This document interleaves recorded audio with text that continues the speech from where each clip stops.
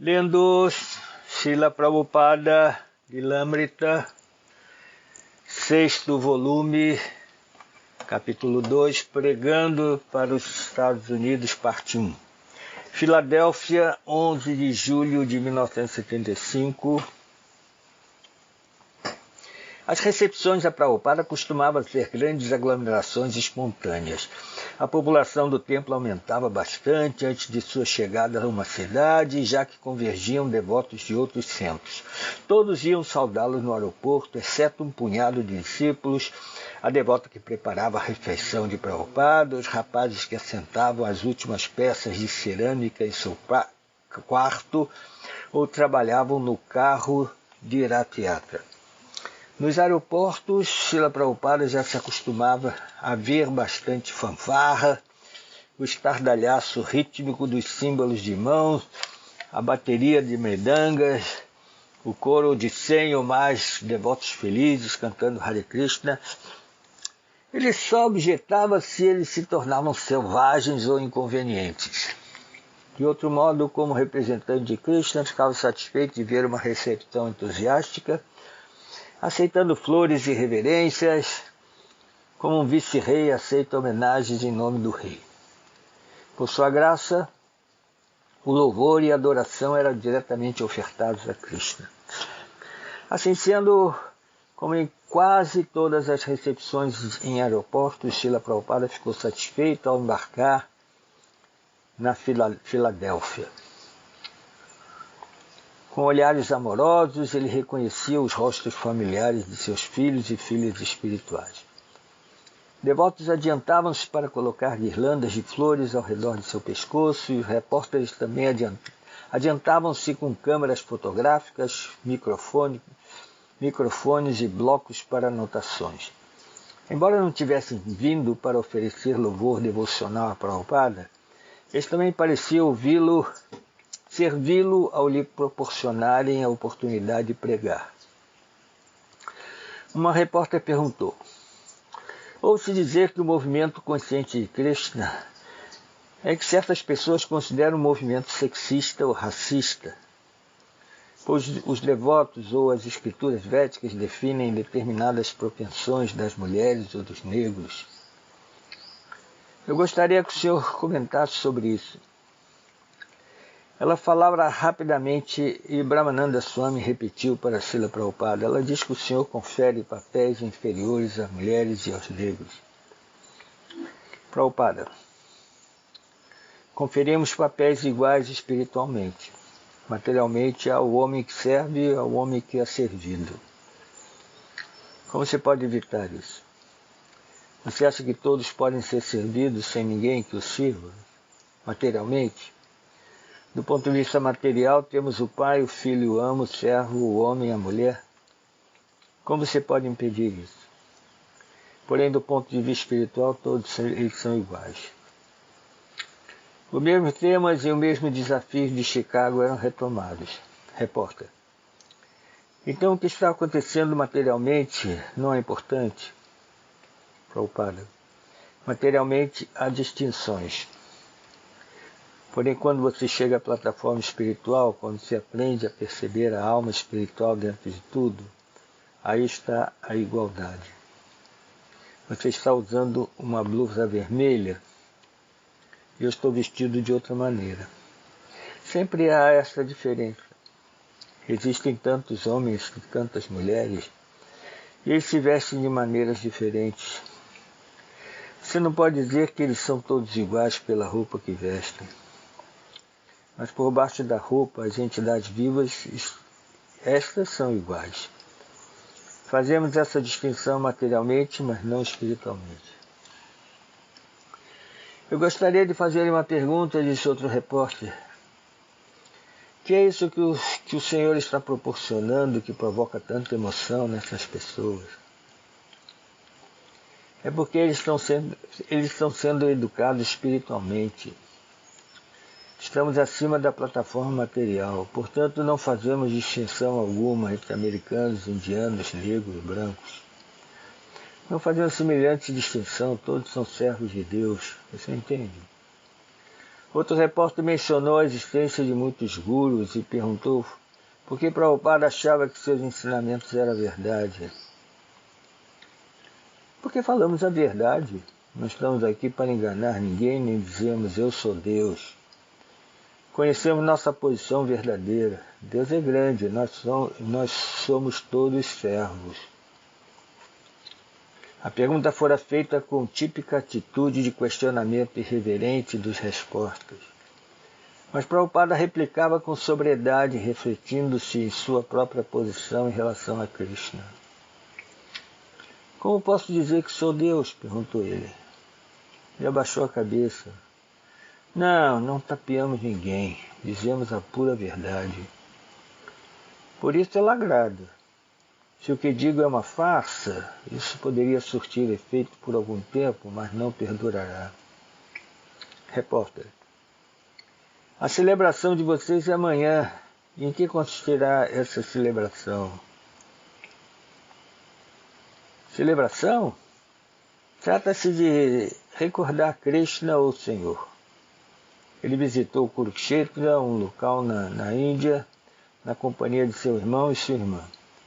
Assim, em memória a essa visita, observamos esse Rath Yatra. Srila Prabhupada entrou na limousine alugada, juntamente com Kirtanananda Swami, Brahmananda Swami e Ravinda Swarupa, o presidente do Templo de Filadélfia. Então, novamente levantou-se a mesma questão, disse Prabhupada. A resposta foi satisfatória? Sim, bastante satisfatória, disse Brahmananda. Prabhupada. Materialmente há distinções. Você se veste de uma maneira, eu me visto de outra. Mas no nível espiritual não fazemos distinções. Olhando para o assento traseiro, o motorista disse: se o senhor quiser ligar o ar-condicionado, basta apertar o botão a seu lado direito. Podemos ligar o ar-condicionado, Srila Prabhupada, disse Brahmananda. Ah, tudo bem. Mas a condição do céu é melhor. Eles abriram as janelas. Prabhupada recordou já ter estado 2 vezes na Filadélfia. Em 1969, viera de Nova York com alguns devotos para dar uma palestra na Universidade de Temple. E antes, em 1965, após sair de Butler, Pensilvânia, viera à universidade local encontrar-se com o professor Norman Brown. Ravinda Swarupa disse que fora estudante na Temple University e matriculara-se na turma do Swami Nikhilananda, 1 ano após a palestra de Srila Prabhupada. Ravinda Swarupa. Os estudantes lembraram-se do Senhor. Eles contaram-me que o Senhor perguntara a Swami Nikhilananda: então o senhor estuda o Vedanta? Mas que é Vedanta? E ninguém sabia. Então o senhor disse que Veda significa conhecimento e Anta a meta. Logo, Vedanta significa a meta do conhecimento. E tal meta é Krishna. Eles nunca tinham ouvido isso antes, muito embora já tivessem assistindo muitas aulas do curso de Vedanta. Prabhupada. Aí está a dificuldade, há pessoas tolas assumindo o papel de líderes. Uma pessoa sem conhecimento algum assume o papel de professor. Veja só, alguém não sabe o que é Vedanta, está lendo Vedanta. É uma verdade muito simples. Veda significa conhecimento, Anta meta. Tem que haver uma meta final, mas o processo moderno caminha-se ilimitadamente numa estrada que nunca chega ao fim. Não é verdade? O que vocês acham? Ravinda Swarupa. Sim, é verdade. Não se chega a conclusão alguma. Eles passaram por um grande depósito de ferro velho, cheio de automóveis despedaçados. Carro, disse Prabhupada. Krishnananda. Essa é a meta do conhecimento deles, um monte de sucata. Prabhupada. Sim, Eles passam tempo quebrando e construindo, isso é tudo.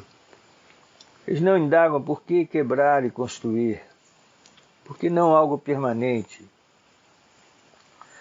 Não lhes ocorre tal questionamento e eles não conseguem encontrar a saída. Penso que sua natureza é quebrar e construir. Mas nós temos informação de outra natureza, onde não se quebra nem se constrói, permanente. Mas eles não conseguem acreditar na existência de tal coisa. Nós temos essa informação para dar. Como manter-se eterno. Esta é a maior dádiva que se pode oferecer à sociedade humana. O homem deseja viver eternamente, mas não sabe como viver eternamente. Desperdiça sua energia construindo arranha-céus. Mas não leva muito sério a construção de seu corpo eterno. Falamos disso em nossas reuniões em toda parte, mas eles não têm cérebro para compreender. Eles percorreram as curvas bem fechadas ao longo da margem do rio Schuylkill. Ao passarem pelo parque Fairmont, os devotos disseram a Prabhupada que o parque era um lindo bosque de 1000 acres. Prabhupada perguntou a Kirtanananda Swami qual era a distância até Nova Vrindavana. Eles puseram-se a conversar. Tendo Prabhupada perguntado sobre os grihastas de lá, Kirtanananda replicou: estão se desenvolvendo casais muito bons em Nova Vrindavana, ótimas famílias. Isso é essencial, disse Prabhupada. A vida familiar pacifica. A vida familiar pacífica também é necessária. O centro da ISKCON era uma casa de 2 andares. A sala do templo estava apinhada de devotos e outros ocupavam um corredor, todos se esforçando para ver Prabhupada entrando no templo. Agradeço-lhe muito por sua amável recepção, disse Srila Prabhupada de seu assento. Os repórteres perguntaram-me por que fazemos distinção entre homens e mulheres, negros e brancos. Porém, não fazendo semelhante distinção, Srila Prabhupada explicou que a tentativa de tornar todos iguais materialmente sempre seria um fracasso. Assim como a tentativa de unificar as nações humanas, as Nações Unidas, foi um fracasso. O Bhagavad Gita afirma que a pessoa equânime reconhece as diferenças entre os corpos, mas vê a igualdade espiritual de todos os seres. Srila Prabhupada prosseguiu: se fazemos distinção injusta entre homem e mulher, ou entre negro e branco, então como é possível que estejamos todos disputando juntos em nosso templo? Porque na realidade somos iguais na plataforma espiritual. Não dizemos que por ser uma mulher uma pessoa não pode ser iniciada. Ou você é negro, por isso não pode tornar-se meu discípulo. Não, todos são bem-vindos. Para que não nos compreendam mal, podemos divulgar uma declaração onde afirmaremos: se alguém quiser ver todos em nível de igualdade ou tratar todos igualmente, então terá que atingir a plataforma espiritual, consciência de Krishna. Materialmente isso não é possível. Mas a meta deve ser uma só. A atitude artificial de não fazer distinção jamais perdura. Veja o caso de seu país: os negros e os brancos têm os mesmos direitos, mas por que às vezes há luta racial entre eles? Porque assim são as coisas na plataforma material.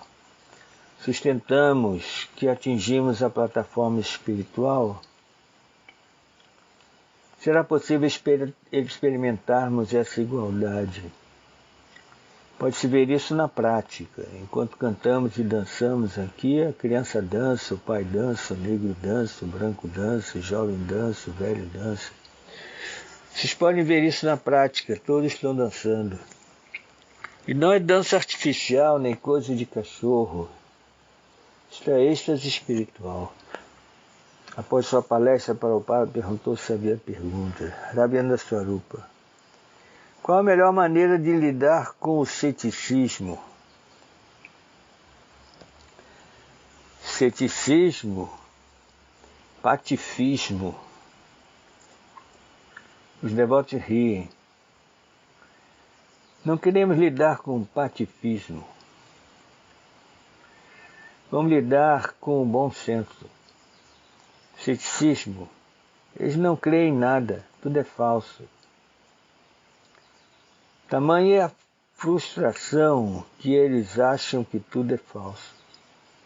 Não vamos lidar com tais homens. De que adianta? Isso não é ceticismo. O que é esse ceticismo? Raviendra Swarupa: frustração, nada mais. Prabhupada: então por que tanta frustração? Dizemos que todos devem vir à plataforma espiritual onde poderão ser felizes. Queremos libertá-los da plataforma da frustração. Às vezes alguém comete suicídio por estar muito frustrado. Nós dizemos: por que você está frustrado? Venha à plataforma espiritual e seja feliz. Portanto, não aceitaremos a filosofia do ceticismo, mas queremos salvar as pessoas de sua condição caída. Essa é a nossa missão. A entidade viva, a alma espiritual, é feliz por natureza. Não é necessário desapontamento. Veja as fotos de Krishna, como eles são felizes, as gopis são felizes, os vaqueirinhos são felizes, Krishna é feliz, pura felicidade. Onde está a frustração? Então atinge essa plataforma que você também será feliz. Venha com Krishna, venha e dance com Krishna. Coma com Krishna. Esta é a informação que temos para dar. Por que tanta frustração? Veja como Krishna, venha com Krishna. Por isso o próprio Krishna vem para mostrar como ele é feliz em Vrindavana. Ele nos convida: vinde a mim. Prabhupada continuou sua descrição estática da felicidade em consciência de Krishna e depois concluiu: está certo? Muitas vozes responderam unidas: sim! Não havia frustração nem ceticismo na presença de Srila Prabhupada. Srila Prabhupada viera a Filadélfia principalmente para participar do Rath Yatra. A partir de 1970, com os primeiros festivais bem simples, os devotos vinham promovendo o Rath Yatra na Filadélfia. No primeiro festival, os devotos levaram pequenas deidades em procissão numa caixa de charutos decoradas. Eles colocaram as deidades sobre um altar às margens do rio Schuylkill e fizeram um kirtana enquanto as pessoas faziam piquenique e tomavam sol. O festival do ano seguinte foi um pouco maior, com deidades de 30 centímetros desfilando num palanquim. Este ainda não foi um festival muito ambicioso, mas Srila Prabhupada escrevera algo elogiando o evento. Estou muito contente de saber que vocês realizaram com sucesso o festival de Rath Yatra. Ano que vem vocês podem realizar a cerimônia regular com carro, como estamos fazendo em São Francisco e em Londres. Isso será ótimo. Não importa que seja construído um carro pequeno, mas realize o seu festival. Raviendra Swarupa tornara-se presidente do templo logo depois de chegar a carta de Prabhupada. Ele resolvera ter um verdadeiro carro de Rath Yatra para 1972. Os devotos assim o fizeram, um pequeno carro, mas um carro, puxado em procissão rumo ao Washington Square Park. Já em 1973, eles construíram um carro grande e vieram devotos de outras cidades para ajudar durante o festival. Novamente, Srila Prabhupada respondeu: No Rath Yatra deve haver 1 ou 3 carros. Gostei muito da notícia de que uma estação de televisão está interessada em fazer um programa especial sobre o Festival Rath Yatra.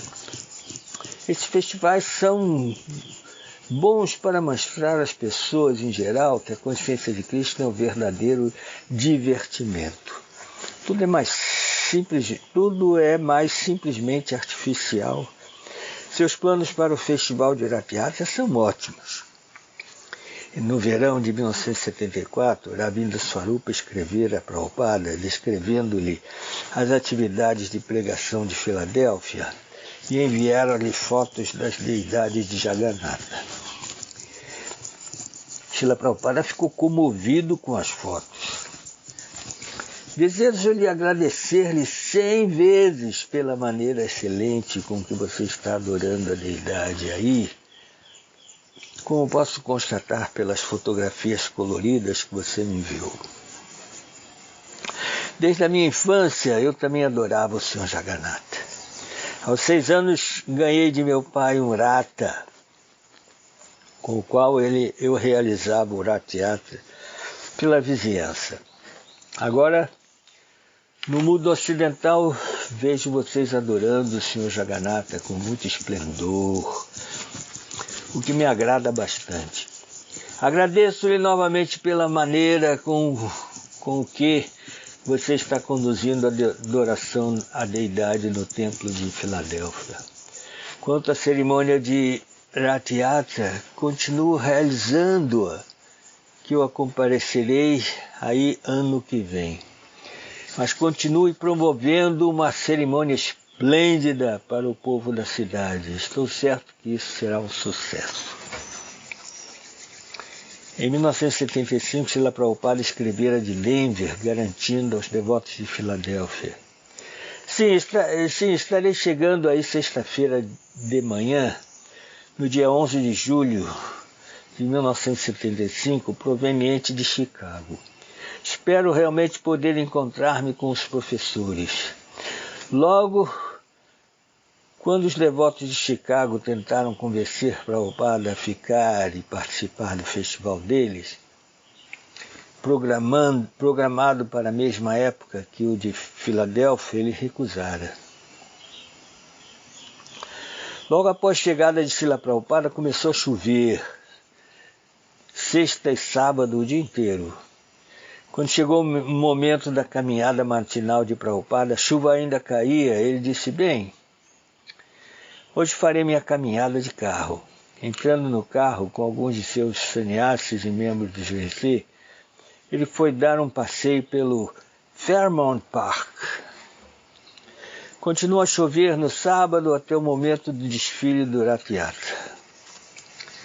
O desfile propiciaria no Independence Mall. Desceria pela rua Walnut em direção a Broad. Circundaria o prédio da prefeitura e terminaria na rampa gramada atrás do Museu de Arte de Filadélfia. Prabhupada foi de carro até o centro da cidade, onde encontraria o carro de Rath Yatra no meio do caminho da procissão. A chuva parara, mas nuvens negras ainda pairavam no céu, ameaçando o êxito do evento. Majestosamente, o grande carro de 4 metros de altura seguia pela rua Walnut. Ao chegar a 11th Street, Srila Prabhupada havia saído de seu carro a 2 quadras de distância e caminhava em direção ao Sr. Jagannatha. Um grande grupo de devotos rodeava Prabhupada e os devotos do carro podiam vê-lo aproximando-se. Os 2 grupos juntaram-se e o Kirtana acendeu. Parado agora diante do carro, Srila Prabhupada ajoelhou-se e tocou a rua com a sua cabeça em reverência ao Sr. Jagannatha. Aquele carro era o melhor até então, disse Prabhupada. Ele gostou especialmente das rodas grandes e fortes. lindamente decoradas com pequenos espelhos redondos com formato de diamantes. Subindo ao carro, ele sentou-se debaixo das deidades e, pela primeira vez em dias, as nuvens se esvaíram para dar lugar ao sol. Agora começavam a aparecer pessoas dos escritórios e das lojas, enfileiravam-se pelas calçadas, saíam à rua para juntar-se à procissão. Enquanto o carro circundava a prefeitura, o som do canto dos devotos amplificou-se, ecoando nos prédios altos. Aquela era a maior multidão jamais reunida para um ratiata na Filadélfia. Fundamentalistas cristãos importunos, munidos de grandes bandeiras com os dizeres: seja esperto, salve-se, arrependa-se, ou será queimado no fogo do inferno. Passaram despercebidos entre a grande multidão e o kirtana estrondoso. Em certo ponto, quando Srila Prabhupada parecia particularmente satisfeito, um devoto presente no carro aproximou-se de Srila Prabhupada e perguntou o que ele estava achando do festival. Prabhupada replicou afirmando que finalmente os Vaishnavas americanos pareciam ter se firmado no Ocidente. No parque, atrás do Museu de Arte, uma pequena multidão aguardava. Srila Prabhupada tomou seu assento no palco, arrumou o microfone e começou sua palestra. Senhoras e senhores, antes de mais nada, desejo agradecer aos habitantes dessa grande cidade, Filadélfia. Vocês foram muito gentis e entusiásticos ao participarem desse movimento. De modo que lhe fico muito agradecido, estou especialmente agradecido aos rapazes e moças americanos que me ajudam tanto a propagar esse movimento da consciência de Krishna nos países ocidentais. Prabhupada explicou que todas as entidades vivas são eternas, mas tendo nascido em corpos materiais, sujeitam-se às inconveniências de nascimento, morte, doença e velhice. Sob a forma humana, a alma pode escolher voltar ao mundo espiritual ou sofrer nascimento após nascimento no mundo material. Mas por que deveríamos permanecer nesse corpo material e submeter-nos à repetição, à mudança de corpo? Perguntou Prabhupada. Obtenhamos nosso original corpo espiritual, isso é necessário, isso é inteligente. Prabhupada explicou a ciência de cantar Hare Krishna e convidou a todos a experimentá-la. Não cobramos nada por esse mantra Hare Krishna. Cantamos em toda parte, como vocês viram nesse Rath Yatra. Nosso único método é cantar Hare Krishna. E milhares de pessoas estão seguindo pelo simples fato de cantarem o mantra Hare Krishna. Assim vocês podem entender qual é a potência desse mantra Hare Krishna. Não lhes pagamos nada, senhoras e senhores, para que nos seguissem. Tudo o que fizemos foi cantar Hare Krishna. Portanto, esse mantra é muito potente. Vocês nunca se sentirão cansados se cantarem Hare Krishna. Constatem na prática. Cantem 24 horas sem parar, que ainda assim não se sentirão cansados. Por isso se diz que Golokera Premadhana, a vibração desse canto provém do mundo espiritual. Srila Prabhupada falou sobre o significado interno do Rath Yatra, o encontro de Radharani com Krishna em Kurukshetra, onde ela tenta trazê-lo de volta a Vrindavana. É um sentimento muito estático, disse ele. Os devotos que são avançados podem desfrutar esse sentimento. Concluindo sua palestra, ele convidou a todos a conhecerem a literatura consciente de Krishna e tentarem compreendê-la. Os devotos haviam preparado 200 quilos de hálava e muitos legumes doces e ponches de frutas que foram servidos com muita eficiência para a multidão. Srila Prabhupada ficou satisfeito com tudo e voltou para casa enquanto os devotos continuavam até o pôr do sol, banqueteando, cantando e acolhendo milhares de participantes do festival, visando o verdadeiro interesse próprio daquela pessoa.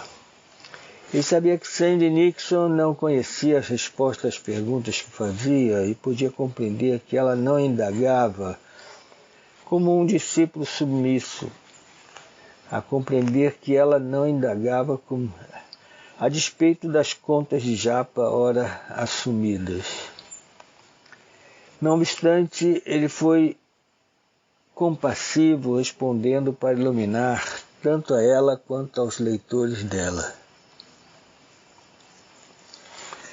Sandy Nixon lançou-se adiante. O que o senhor acha da liberação feminina? Prabhupada permaneceu calado e um devoto repetiu. Ela deseja saber a sua opinião sobre liberação feminina. O que o senhor sente a esse respeito?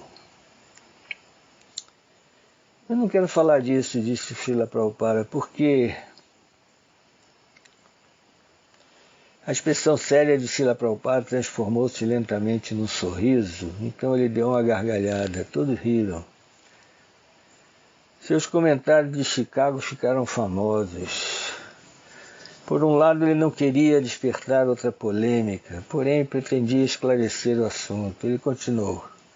Já que você perguntou, devo explicar que as mulheres tolas estão sendo enganadas pelos homens inteligentes.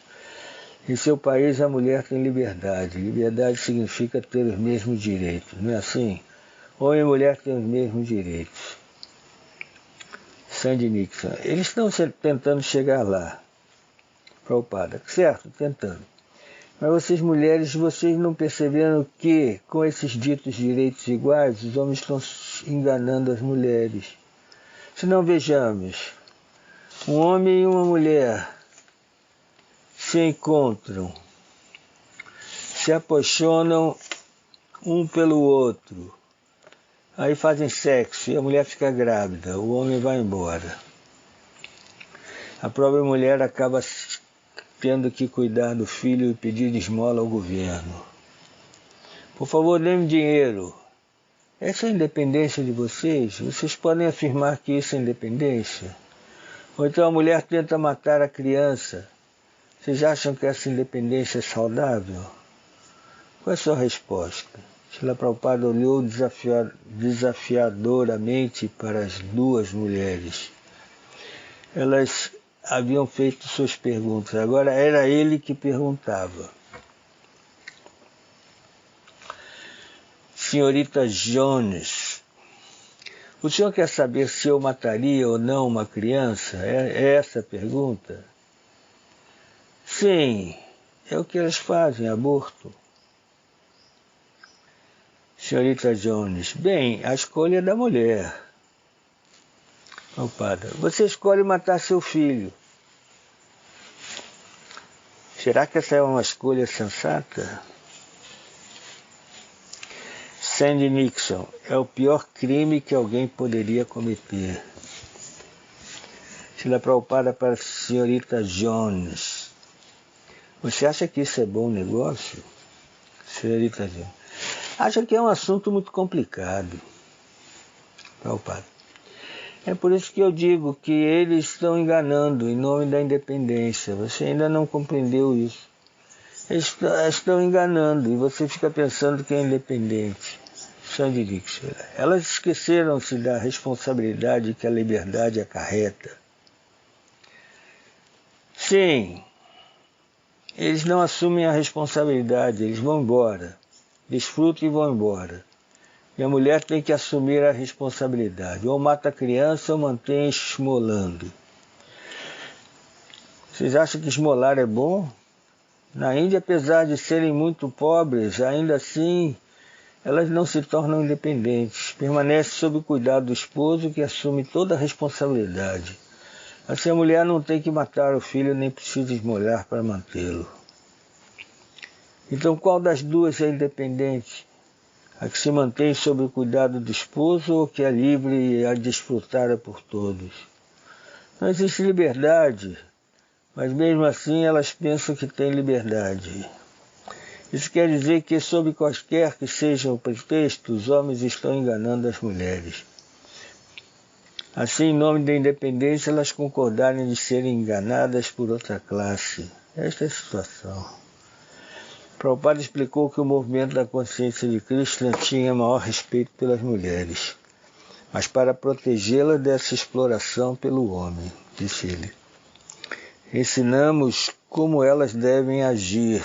Case-se, estabeleça-se, não ande por aí independentemente. Assim ensinamos.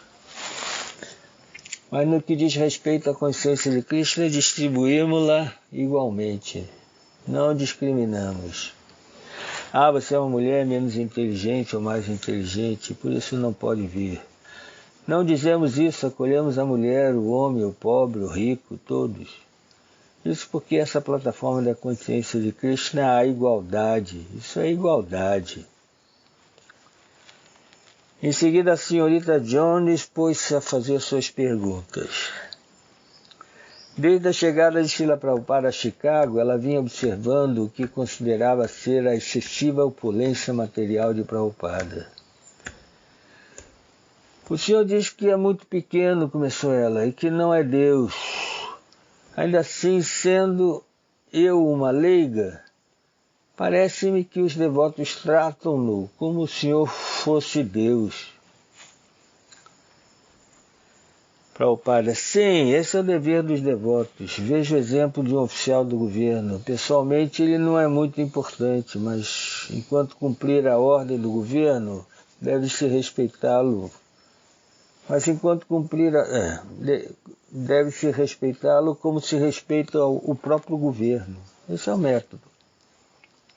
Mesmo um policial comum tem de ser respeitado, pois ele é um homem do governo. Mas isso não significa que ele é respeitado. Se tal homem pensa, agora sou o governo, o homem me respeita, então será um tolo.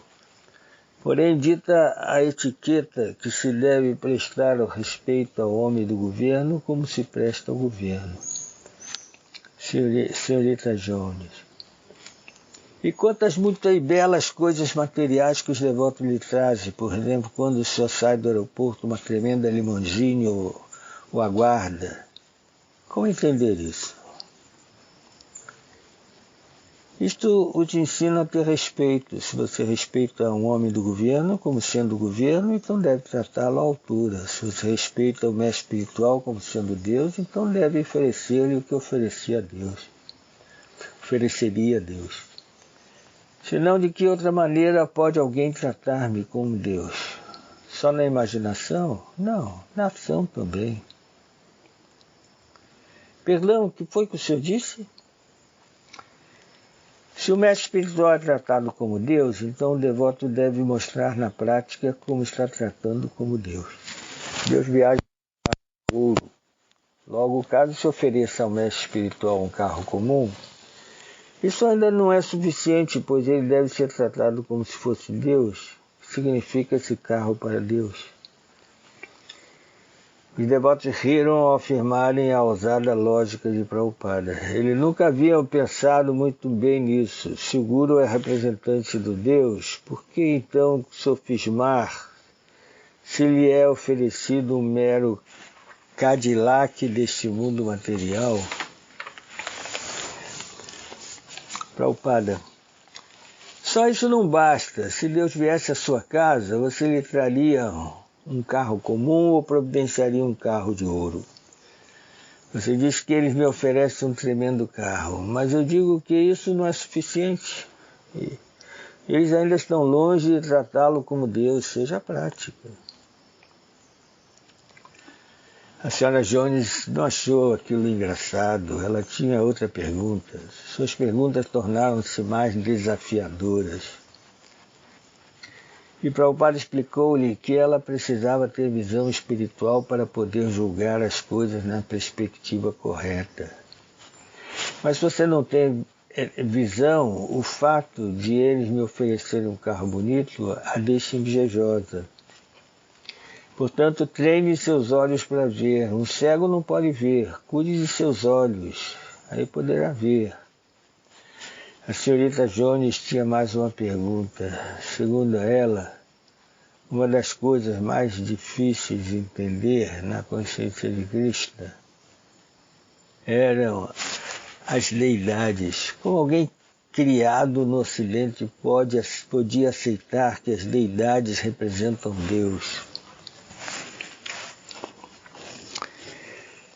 Primeiro, Srila Prabhupada explicou que a alma espiritual dentro do corpo era o verdadeiro eu. Portanto, assim como você não pode ver o Espírito, também não pode ver o Espírito Supremo ou Deus. Mas para mostrar-lhe sua bondade, ele aparece como se fosse madeira ou pedra, de modo que você possa vê-lo. As duas respostas, não tendo mais pergunta, agradeceram a Prabhupada, que então voltou sua atenção para outras pessoas presentes. Quando o pai de um dos devotos mencionou que pessoalmente não professava religião alguma, Srila Prabhupada replicou de maneira indireta que por isso o pai era um tolo. O homem admitiu isso. No entanto, a mãe tinha mais inclinação espiritual e Prabhupada elogiou, afirmando que o filho herda os traços da mãe. Outro convidado tomou a palavra.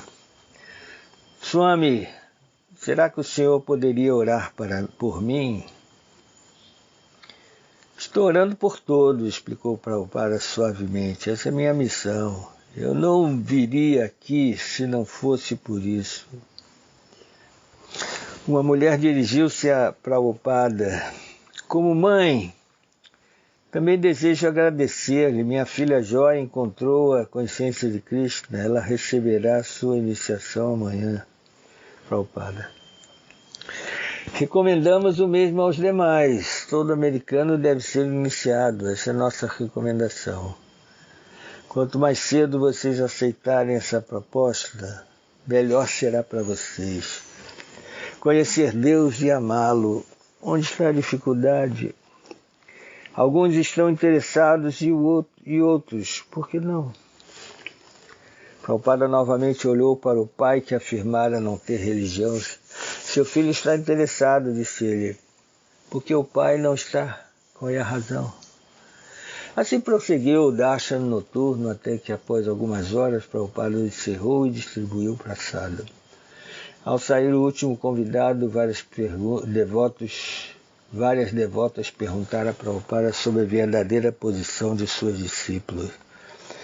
Ele sorriu. Quando uma mulher se torna consciente de Krishna, seu cérebro cresce automaticamente.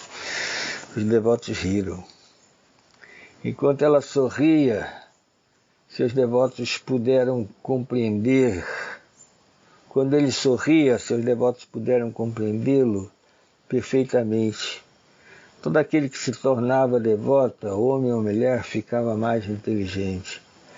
Por ser transcendental a questão dos direitos do homem e da mulher, Prabhupada via, além da designação do corpo. Ele sabia que o critério para se julgar a inteligência de uma pessoa não era material, sexo, raça ou nacionalidade, mas se baseava no desejo de vida espiritual dessa pessoa. Uma devota fez outra pergunta para o Prabhupada sobre a posição das mulheres e ele replicou: é claro que você não é uma mulher, você é uma devota.